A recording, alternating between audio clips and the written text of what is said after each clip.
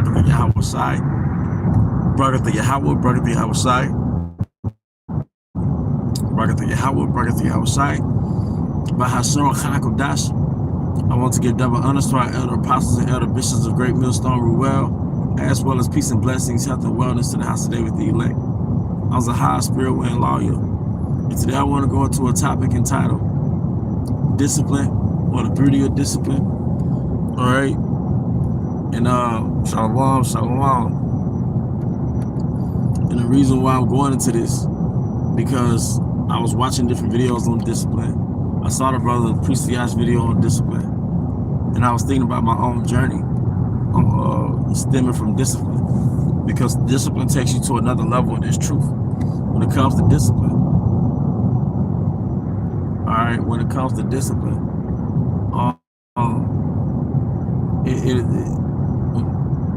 well, what I put it like this a lot. All right, my mind sort of was somewhere else. The thing of the beauty of discipline is that it's not about what you gave up. It's not about what you're not doing. That should be your focal point. You know, what you gave up, what you're not doing. What the focal point is what you've gained, what you've received as a result of what you gave up, as a result of what you stopped doing. Discipline is not about what you gave up. It's not about what you stopped doing. It's understanding the gift or what you received as a result of what you gave up, as a result of what you stopped doing. A lot of times, the Most High took certain things out of your life when you came into this truth. You'll find that it's hard to get a woman, or you go so long without a woman. It's not just so you could not have a woman, and that's part of your suffering. That's part of it. But it's also so wisdom can rest inside of you. He could develop you and build you up in wisdom. All right? He could develop you, all right, and pour wisdom into you for an extended period of time. You have to have a certain level of strength to deal in this world. All right?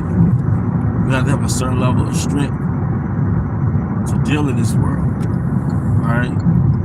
So when you give up certain things in the flesh, whether it's for a short period of time or an extended period of time, it's for a return, a spiritual return. Anything that you give up in the flesh, all right, you're going to reap a spiritual return.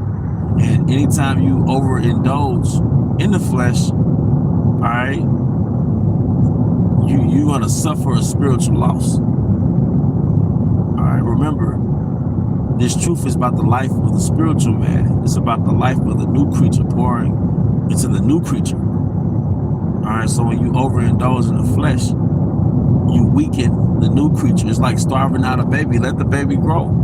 The baby can't grow if you're not pouring into the baby, if you're not giving the baby milk. The baby is not growing. The baby will be malnourished, and unfortunately, the baby can die. All right, because you're so busy feeding the flesh.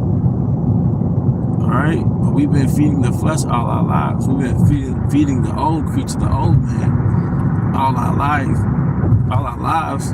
Then it'll behoove us to starve out the old man from time to time. All right, suppress him, or moderate. You know, give temperance and regulate how you feed the old man, because, or how you feed the flesh a lot. How you feed the flesh.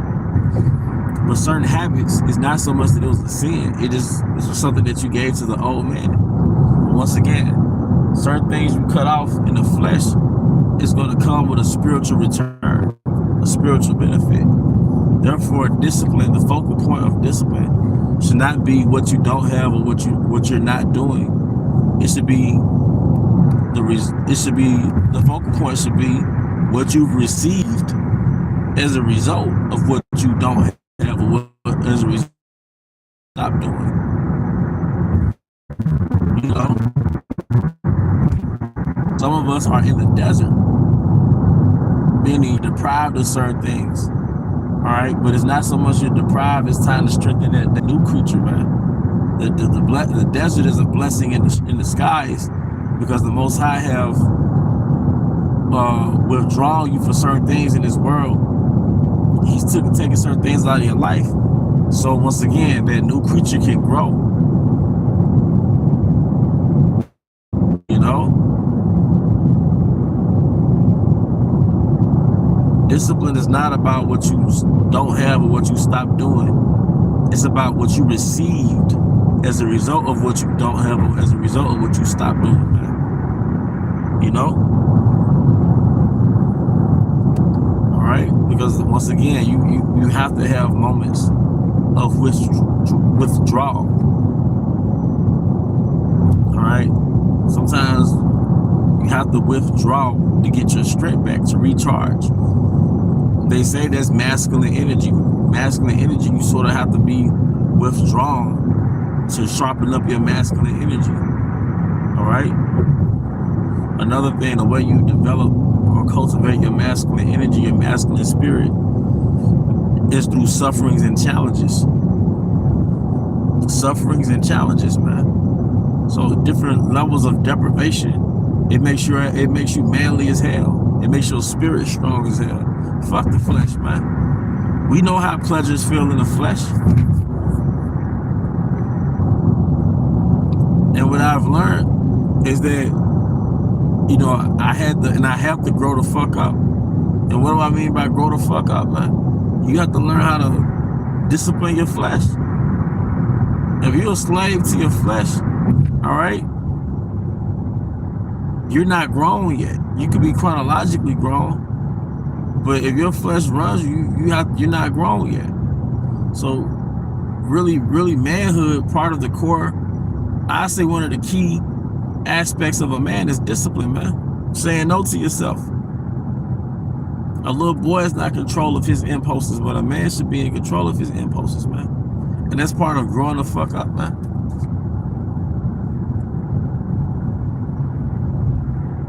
All right? You should be able to say no to yourself. You should be able to know when to stop drinking liquor and when to start drinking liquor. Or you might be a man and say, fuck it, I don't drink. It's okay to say, fuck it, I don't drink. That's being a real nigga right there. And I don't mean that in a bad way. Like, you being real about yourself. Like, nah, bro, I don't drink. Some of us can't partake in certain things because it trigger that old man. Would trigger certain things that need to be suppressed, but it draws it out, man. It took for me to go through certain things for me to say, nah, you know, I ain't going out no more, or I ain't doing this or that. You know what I mean? For certain things I pursue, you realize once you get close to getting it, the spiritual man is weak as fuck. One thing Babylon does not teach you is that everything comes with a cost. And they say if it's free, it's because you're the product. And Babylon makes destroying yourself easy as hell. It makes pleasing your flesh easy as hell. The things you can look at on the internet is virtually free. Dealing with women is virtually free. You ain't got to pay hundreds of dollars to deal with certain women. But if you're a slave to your lust, then that's going to come with an expense.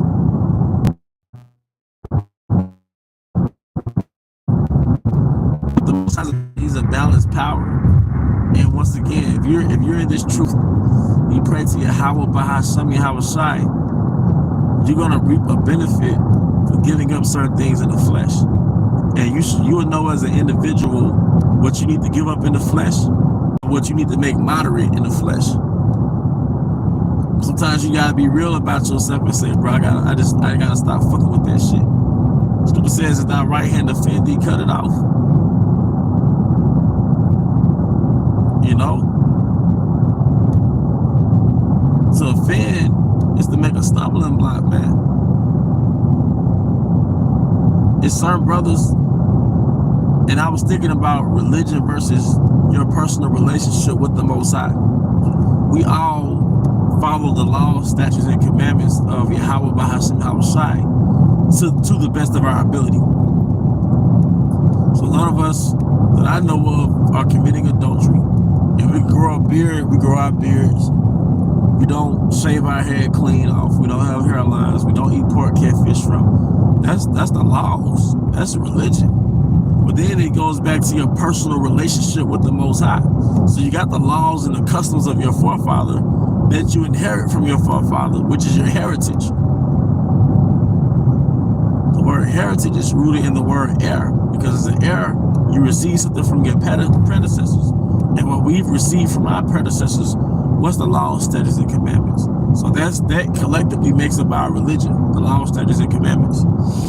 But then you have your personal relationship with Yahweh Bahashem Yahushai. Your personal relationship with Yahweh Bahashem Yahushai is a little more in depth. So along with keeping the laws, statutes, and commandments, your personal relationship might require you to fast more often than a Day of Atonement. All right?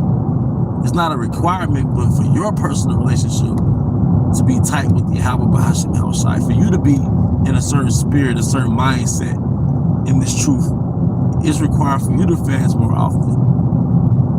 For your personal relationship with Yahweh Bahashem Yahushai, you might have to say, I don't really drink like that. Because liquor, it taints your relationship with the Most High. You might say, if you don't have a woman, you might practice being celibate. Instead of just, trying to get pussy all the time or dealing with harlots and shit, you might strengthen your personal relationship by going on a water cleanse or a juice cleanse or a fruit cleanse for temporarily, for a short period of time, to be more in the spirit. So you can experience going days and weeks and maybe months without a woman and without fighting for pussy. That's your personal relationship. There were men in our heritage and in the gospel who were celibate, like the Apostle Paul. They was basically on semen retention. They wasn't sticking nothing. But the Apostle Paul said, I wish all men were as I, but every man has his gift. So every man can't be as the apostle, but you prove your soul. It's not about what you gave up. It's about what you received as a result of what you gave up. You see? Some men just don't go out like that. It's not good for their spirit. You see? This is your personal relationship with the Most High. We all keeping the laws. We're all keeping the laws. So you got to figure out what works for you in your personal relationship. What taints your relationship? What's not healthy for your relationship? All right?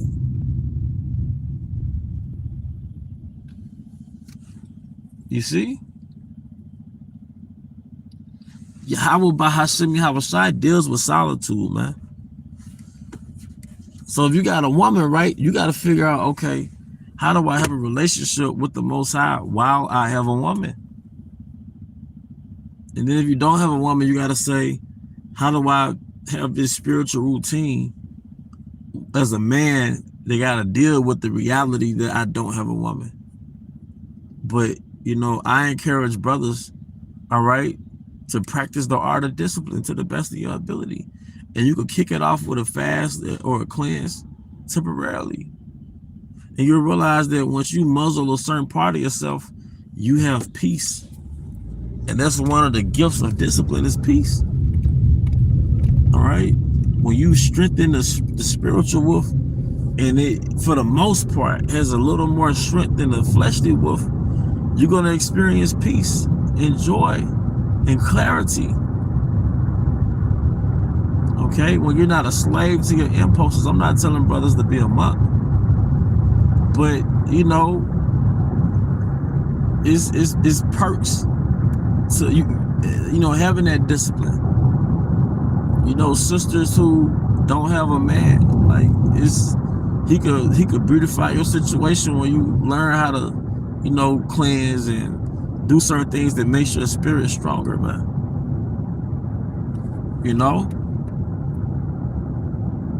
Or you might have a man, but you was a different type of chick before you came into the truth. But these things is being mentioned, fasting and cleansing, it strengthens the spiritual person, the spiritual man, the spiritual woman, the new creature. But Yahweh Bahashem Yahushai loves discipline. Wisdom enters into a disciplined soul. because it's not tainted by the wildness of the flesh. You know, the wild animal of the flesh, man. Now, this makes sense. You know?